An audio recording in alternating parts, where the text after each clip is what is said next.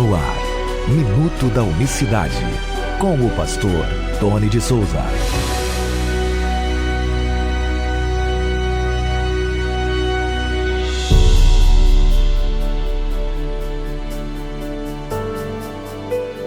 Olá, queridos, graça e paz vos sejam multiplicadas da parte do nosso grande Deus e Salvador, Jesus Cristo. Aqui estamos de volta com o Minuto da Unicidade, já na parte da tarde desta segunda-feira. Tivemos um problema, os técnicos acabaram de sair daqui e restabeleceram assim a nossa conexão. Hoje é segunda-feira, 15 de fevereiro de 2021. A gente transmite aqui abraços para os irmãos que estão ouvindo, todos eles. Um abraço lá para o Amazonas, pastor Douglas, pastor Josivaldo Lopes. Abraço também para o pastor Francisco, lá da Bahia, que está sempre em sintonia com a gente. Essa semana me deu uma boa referência aqui de Romanos 10, refletiu comigo, nos passou aqui uma boa visão acerca de Romanos 10, inclusive dizendo ele que tem realmente um pouco a ver com o tema que nós temos falado aqui do sacerdócio real. Peço que você depois siga aí a recomendação do nosso querido pastor Francisco, lá da cidade de Planalto, se não me falha a memória, na Bahia. Um abraço para todos os baianos, a todos que recebem o Minuto da Unicidade e a todos vocês, sem exceção, que estão sempre ouvindo a gente aí. Tá certo? Nós estamos falando sobre o sacerdócio real.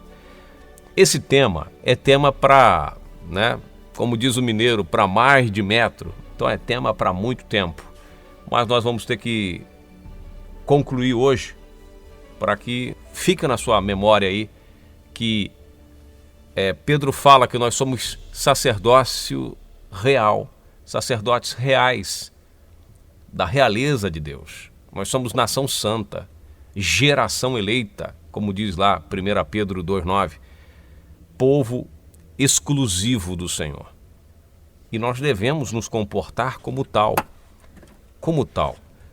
E a santidade, de geração, nação santa, nós somos uma nação santa.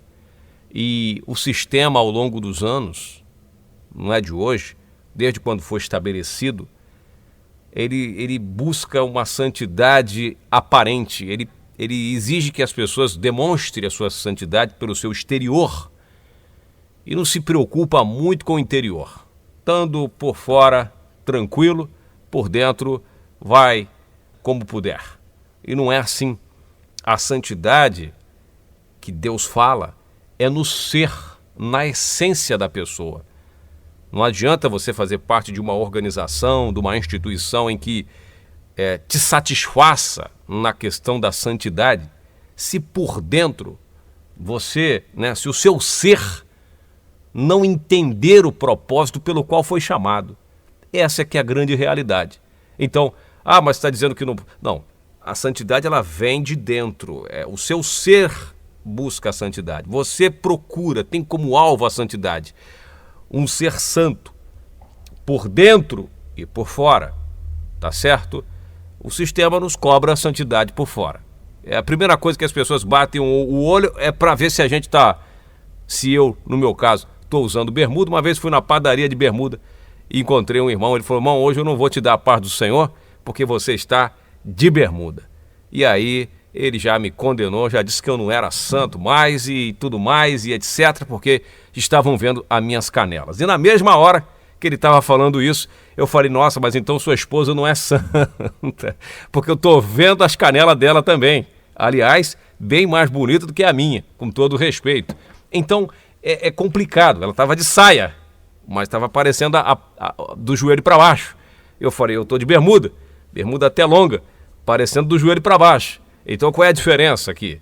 Pois é, porque nós temos como foco, muitas das vezes, o sistema nos emprega a olhar a santidade, buscar a santidade com os nossos olhos, e aí, realmente, é o grande problema. A gente não vai entrar nesse mérito aqui, porque isso aí dá pano para manga, dá debate, e eu tô correndo de debate.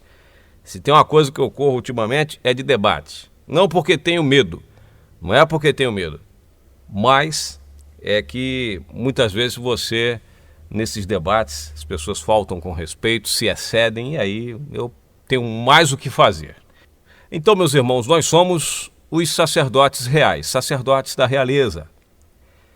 E a escolha desse sacerdote ela é muito interessante e Levítico passa os requisitos.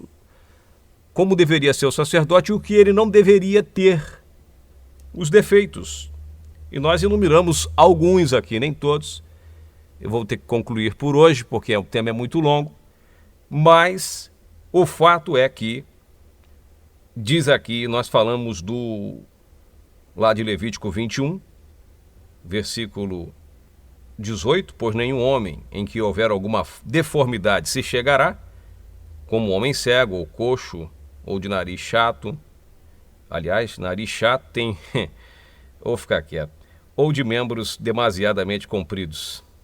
Ou homem que tiver quebrado o pé ou a mão quebrada. Ou corcunda, ou anão, nós falamos desses dois pontos aí. Ou defeito no olho, também falamos um pouco.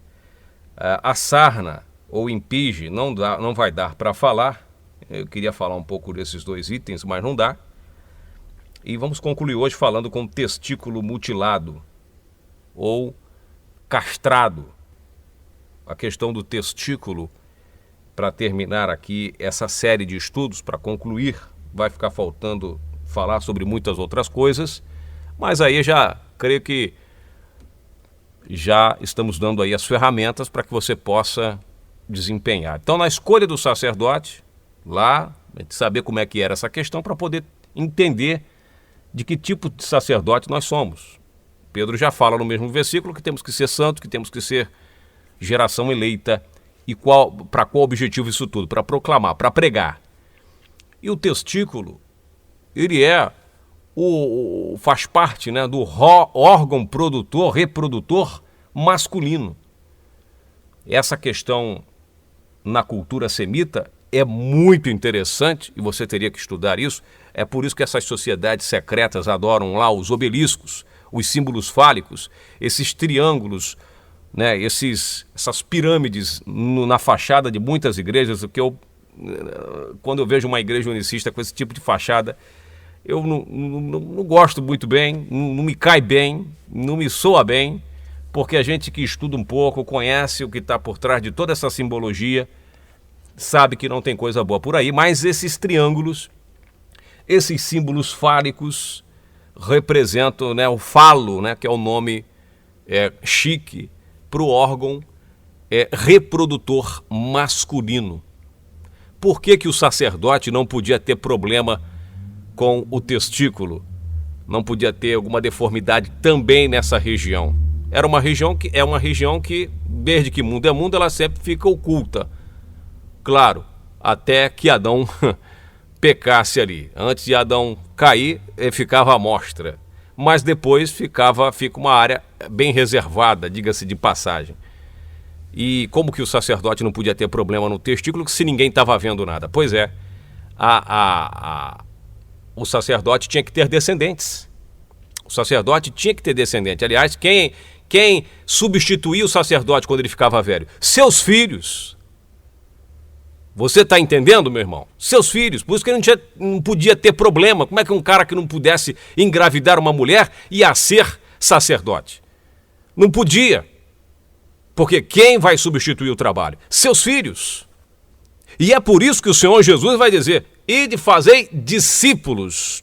Pessoas que são parecidas. O discípulo, ele é igual. O próprio Cristo disse: basta que o discípulo seja igual ao seu Senhor. E, meu amigo, leva tempo para fazer um discípulo, um seguidor. Pessoas que admiram o seu trabalho.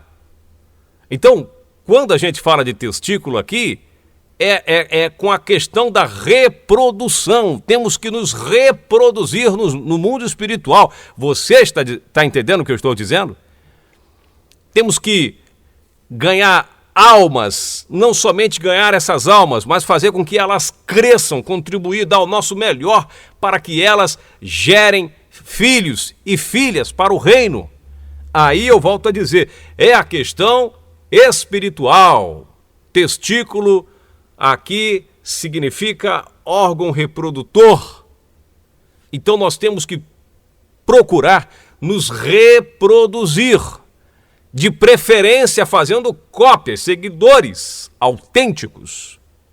que falem como a gente, que procurem se espelhar no nosso modo de viver, de andar, de falar, de ser parecido. Hoje em dia tem muito líder que tem ciúme quando alguém começa a seguir seus passos e pregar como ele, falar como ele. Opa, já fica com medo, né? De tomar o seu púlpito, de tomar a sua igreja.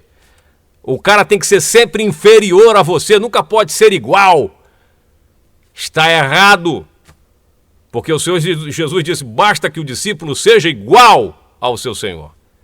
Mas não, hoje começa alguém a se destacar muito. Opa, cuidado com esse cara que ele vai te puxar o tapete, vai tomar o teu lugar, né? Já fica aquela ciumeira dos diabos dentro das igrejas, fica aquela ciumeira dos infernos, aquele problema todo, porque às vezes o cara está só buscando na sua referência ser como o seu líder.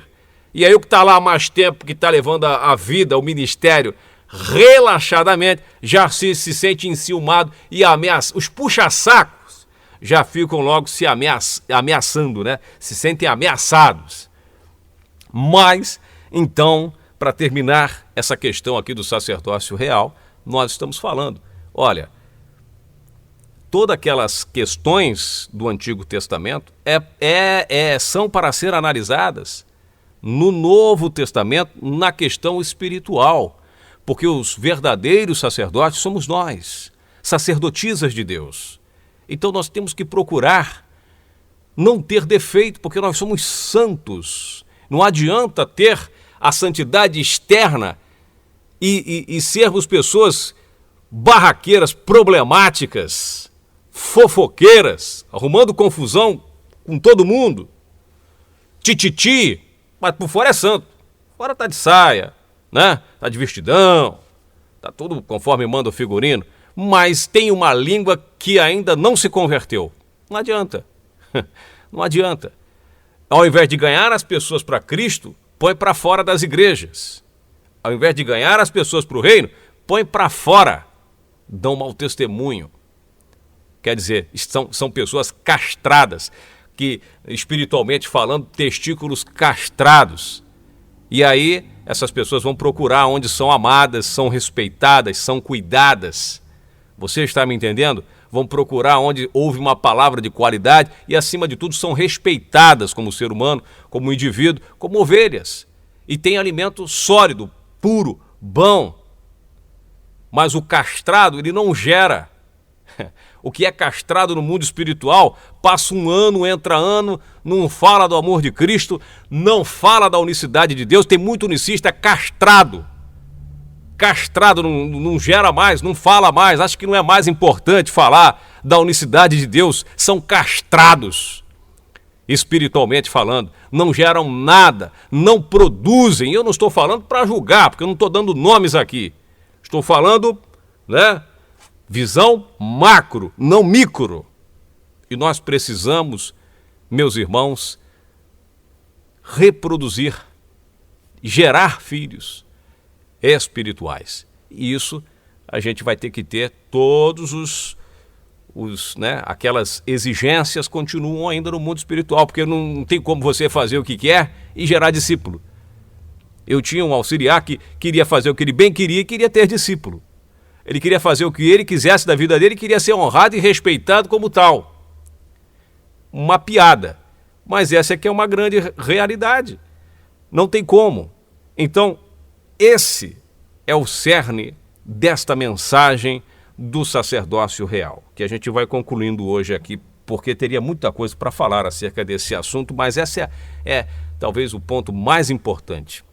Aquele que tivesse alguma deformação no seu órgão reprodutor não poderia ser chamado para ser sacerdote, porque vamos ficar velhos, irmãos. Nós vamos partir e quem vai substituir você?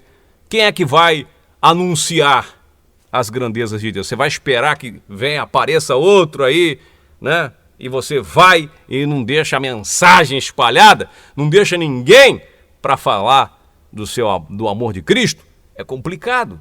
Então você tem que partir, mas deixar lá pessoas com a mensagem enraizada nos seus corações e firmes com relação à unicidade de Deus. Tem que gerar. Isso dá trabalho. diuturnamente falar dessa mensagem. Leva a pedrada, leva a paulada, você não é bem desejado no meio de muitos, os rótulos que dão para você são os piores possíveis, mas o fato é que vai sempre ter aquela pessoa que vai entender o que você está falando, vai compreender o que o Espírito de Deus está falando através de você e vai entender a importância que tem e como tem que ser para ser um autêntico discípulo do Cristo. Eu vou ficando por aqui, peço que você ore por nós, interceda por esse ministério, porque grande tem sido as lutas, grande tem sido os desafios, mas com a sua ajuda em oração, com o seu apoio, com a sua atenção, fica mais fácil. Que Deus abençoe a todos de maneira rica e abundante. Graça e paz. Minuto da Unicidade.